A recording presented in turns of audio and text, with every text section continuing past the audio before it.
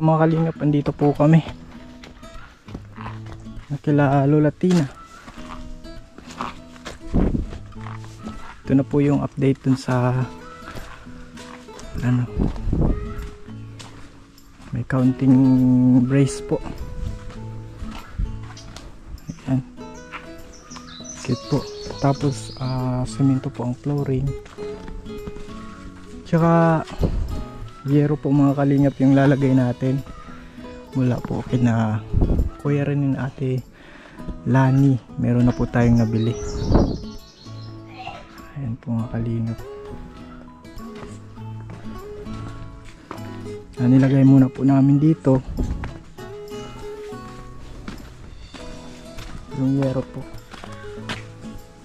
Ayan, gandang quality din po yung yero mga kalingap. May color na din, tsaka insulator po, kasi medyo mainit siya kung walang insulator. So nasuggest po ni Kuya Rene na lagyan ng insulator. Kaya maraming salamat po kay Kuya Rene na ate Lani. Magkakaroon na ng magandang bahay si Lola Tina. Lola Tina, kamusta po? Maigi wala. Ito. Kala mo Lola Tina ano lang, pawid lang? Oo nga. Maraming salamat sa nagbigay tulong sa akin. Si Kuya Rene na ate Lani. O yan po, may na.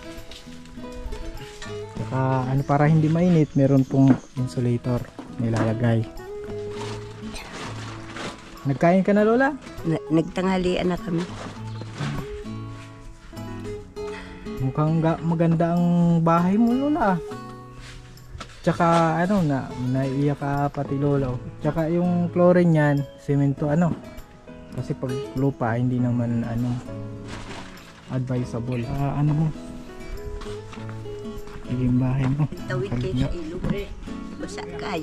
Opo, nagtawid kami ng ilog. Ayan ang mga kalinga po.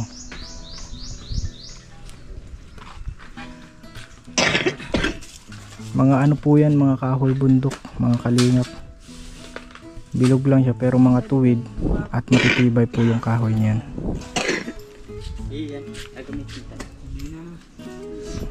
Mukhang may sakit ka Lola. Hindi. Nabutan kasi kung ulan doon sa pagod-pagod na. Hindi mo nakakabita Yan po, salamat po kay na Kuya Rene na ate Lani. Maganda ang magiging bubong po ni Lola Tina. Nakita mo na yung yero Lola? Ano masasabi mo dun sa yero? Maganda naman? Maganda nga. Medyo makapal yung kaysa pag pawid, medyo mabilis siyang masira. Pawid nga pinakang matagal ay 3 buwan ay 3 taon. Pwede po pala mga kalingap insulator.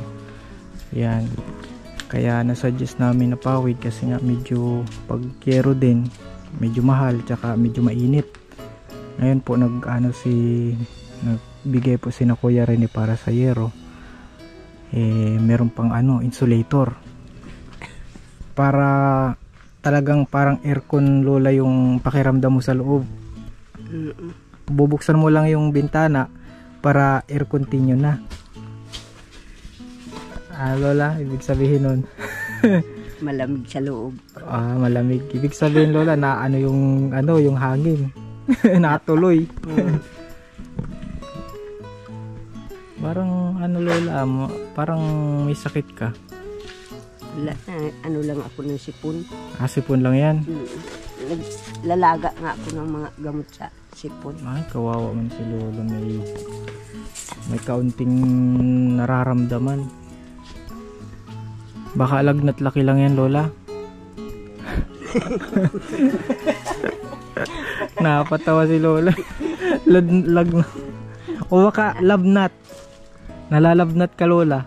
Hindi, naligo nga ako dyan sa ilog kanina. May bahay na siya. O mag-asawa ka na daw Lola, sabi ni bunso mo. May bahay na. Ayan po yung bunso niya. Nagtutulong po siya ng Libre lang po. Binibigyan din ni Cedric ng kaunti. Pero libre lang po ang ano niya. Kasi bahay naman daw ng mama niya. Kaya mabait po itong bunso ni Lola Tina. Sukatan ko muna kung ano laban. Yan pang runot. Sabi ng bunso mo, Lola, pwede ka nang mag-asawa at may bahay na. Maganda pati. Anin ko man asawa, ang konsumisyon.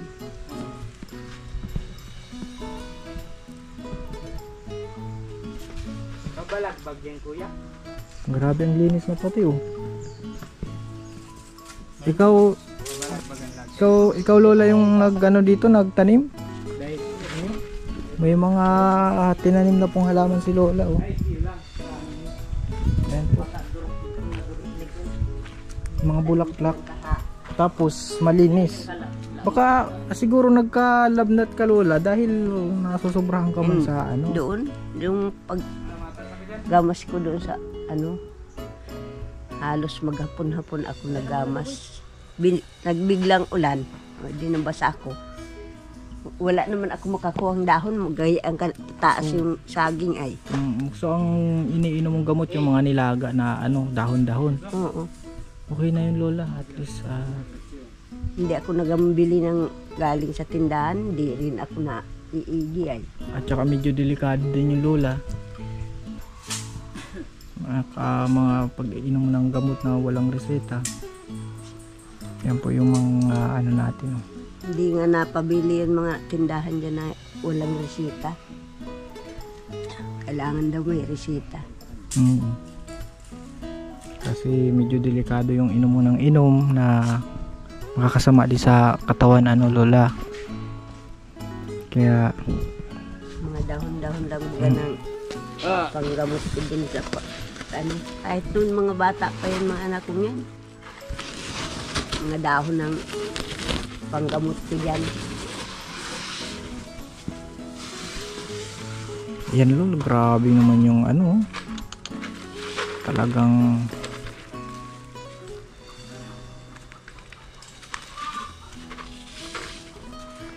mapapaganda ang ano mo Lola.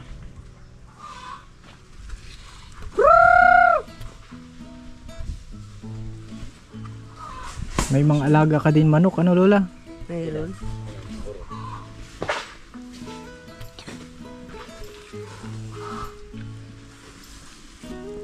Mga kalingap at dito po mga kalingap, ano ito po putulin ito dito. Tapos yan po yung ano, may braces na dito. Matitibay po itong kahoy bundok ito.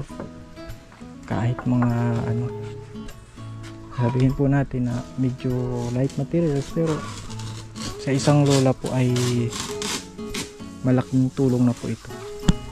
Malaking ginhawa po baga sa ano nila, sa buhay ng matanda.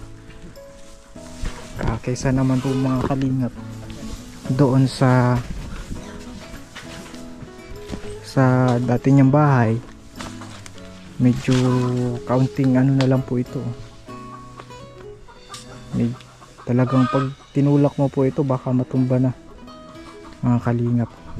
Kaya ito na po yung nakayanan natin, at salamat po kay Kuya Ren ni Ate Lani. Mayroon po silang binigay po para sa bubong. Mayroon pa pong insulator para hindi mainit. Yan po yung technique.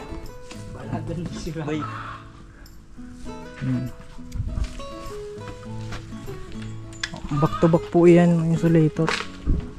Kahit pala wala ng hero, ano Cedric, ano? Pwede nga ito si Rabin, bilaran ng sila. Ano isda baga? Oo, yung isda, yung gagawing ano, tuyo. Oo. Oh. Ang ibig sabihin ni Cedric, babalutin daw yung isda at ano sa apoy. Pwede daw yan. Iba naman yun, Lola. Aratras mo dyan. Foil naman yun. Sabi ko, di naman yan pwede. Ano? Pang-ipit yan, wala. Then, Maano ka ng ano? Giro. Giro. Dahil man kayo mapakit.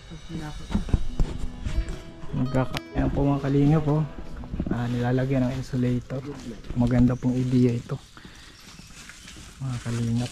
Salamat kay Kuya Rene. Hiningal ka. Hiningal akong kaunti. Ano na, ayos na yun eh. Hiningal lang kaunti si Lola. Ano lang masasabi mo sa bahay mo? Maganda na. Maganda na ni Lola. Matibay na yan. Ano? Uto na.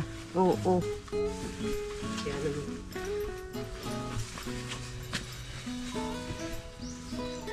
Ayan, may ganyan po pala. Yan ang mga diskarte po nila. Oh.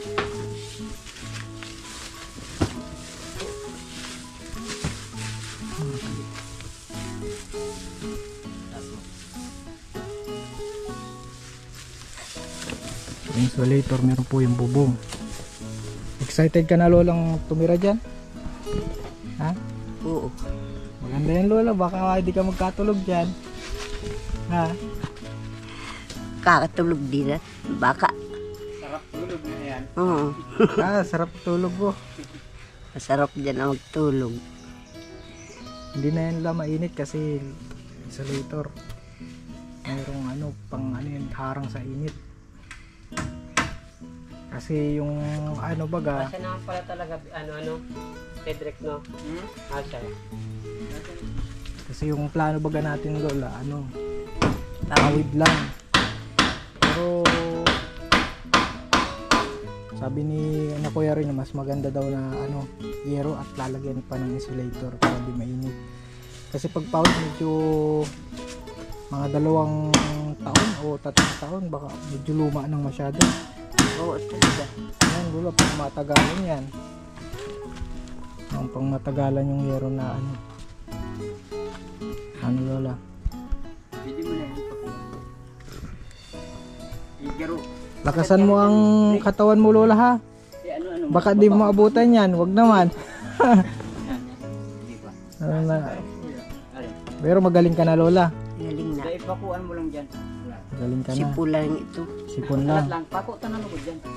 Nakikita ko yung paghinga mo ay tatagan mo Lola at bago ang mo. Bato yan. Ito Bago ang iyong bahay. nasa akin. Masaya. Malinis na po pati mga kalingap. Talagang sinapagan ni Lola Tina yung Kaya. paglinis mga kalingap. Kaya ito ayos-ayos po. Mura lang po ang ganitong bahay mga kalingap dito. Lola, masama ang pakiramdam mo, dapat di ka na nagkuha.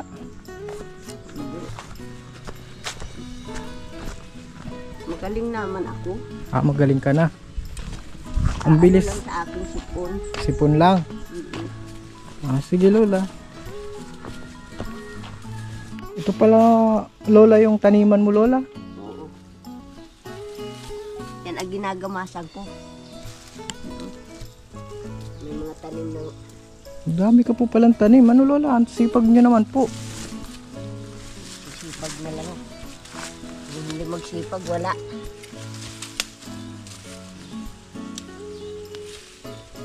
Mayroong kamote, kamuting kahoy. Galing po mga kalingap. Kaya may laman na. Ganyan pala yan Lola. Yan po yung gusto niyang ibigay sa atin mga kalingap. Kasi bilang pasasalamat daw, lagi pong may binibigay si Lola.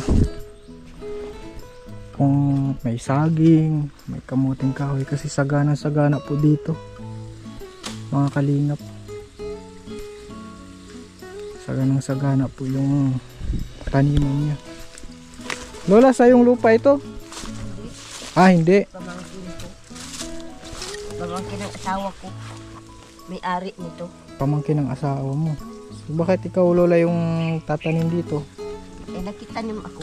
Nakikitanim. Buti pumayag yung may-ari Lola. Ayag man. Basta meron din sila. Binibigyan. Nahingi na lang kung gusto silang Nakuha na lang. Oo. Nahingi na lang sila kung gusto nilang kumain ng kamuti o kanggo. Grabe mga kalingap, napakasipag ni Lola.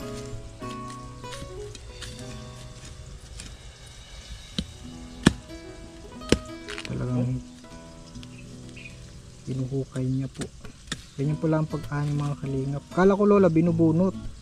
Matigas, Ah, mahirap bunutin. kapag ka matigas, ganyan na lang. Maraming laman. Maraming laman ang ibig sabihin. Ganyan po mga kalingap yung ano. So minsan lang yan na lang yung talagang pagkain mo kapag ka walang bigas. Pinapabili ko. Pinapabili nyo para makabili ng bigas. Mm-mm. Yun yung diskarte ni Lola mga kalingap. Iba talaga pag Pinoy Lola, hindi ka talaga mahina pag hindi nakakain ng kanin. Ano Lola? Ay, oo. Mahirap na lahat ahoy. Hindi ka tatagal.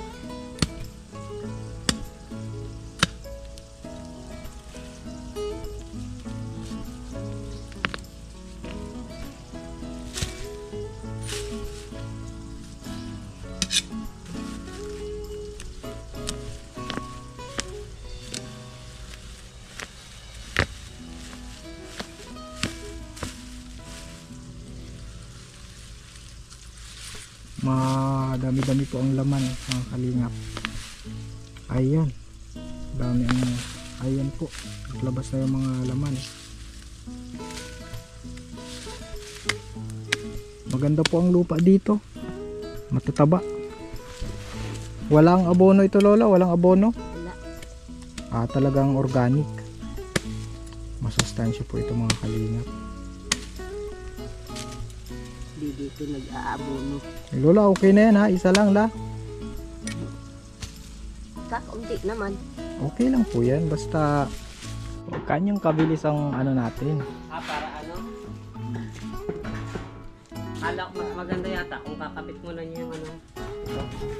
Para di kayo ito muna. Isang side, Ano naman ito? isang side. Baka kung mapunit ay matapakan. Lagay kami doon, hindi kami nakakapisto doon pagpako ng yero sa taas. Oo. Abot ko na lang, Sir Del. Makapal, ano si Radin? Ay oo. Siyempre, Oo. galing kinakuha ng atilanan. Ayan ako. Diretso ayero. Sakto baga. Tapos sabi ko malam sa imo. Ano yun ay, gis lang. Dahil kung ano, 12 por 12, gis ang ano, ang haba ayero. Kaya 8, sakto. Sakto po yan. Di ba nakita sa kuya? Sarong gis sa sarong 12. Ano yun? Ay, sarong G, sarong utso. Kasi ano yun? Po mga Bicol na po ang ano nila. Mga lingwahe. Kaya na sa kanan po, wala din. Pero sa yero po. Tapong yero. Tapong yero.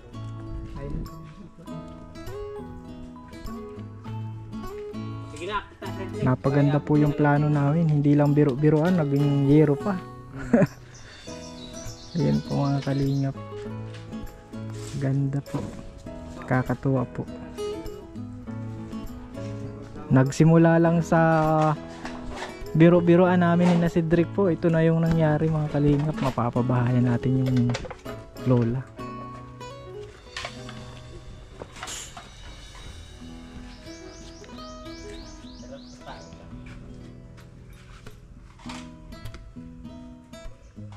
Dalhin mo na ito, Brother Alvin. Alin ay? Ay may pasagin pa si nanay. Magkano yan ay? Huwag na. Sa'yo na lang. Grabe Kasi si na. pag nagpahinog ako dito ng saging, wala naman nakain. Sagana. Namimigay ko na lang. Sagana ka talaga na sa mga ganyan ano. Kaya ilang taon ka na ulit nga lola? Ilang taon ka na nga ulit? 76. 76 pero ano ka pa talaga lola, talagang malakas ka pa, nag-ano ka pa.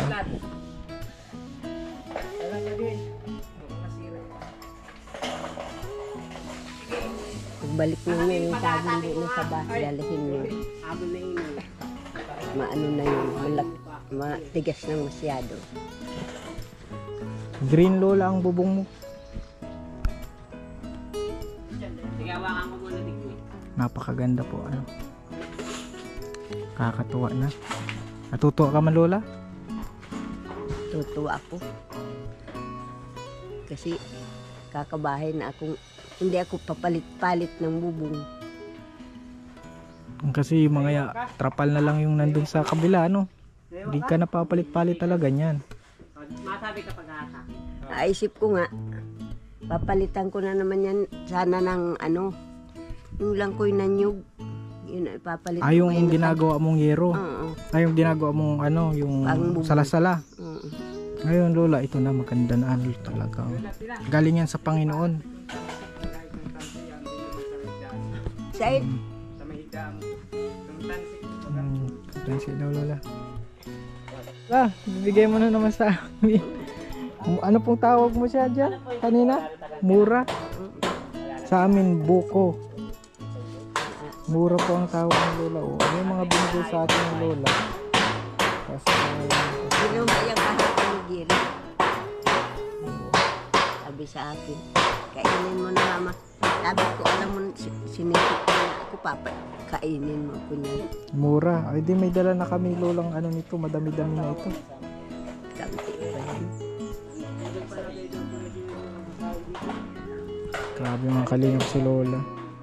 Halos bigay lang ano, pagbigay ka talaga lola sa yan lola ang marunong magpasalamat. Ganyan ako dito sa nakakatulong sa akin. Pinagbibigyan ko rin.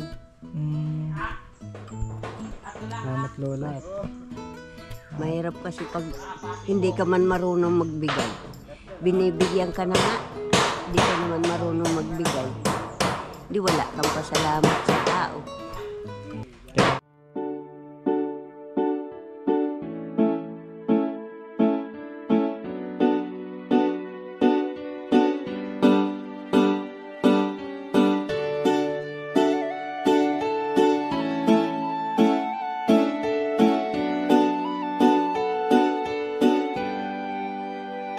Siya ang kaibigan nyo, palaging malalapitan nyo. Walang ibang angat kundi ang magpasaya ng kapong Pilipino.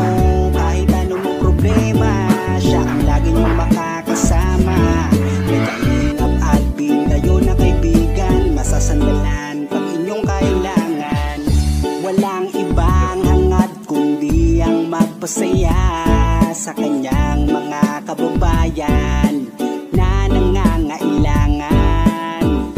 Kahit masama ang tingin ng iba, hindi mag-iiba ang pagbibigay niya ng ligaya sa kanyang mga kapwa. Meron kayong masasandalan, palagi niyong makakapitan.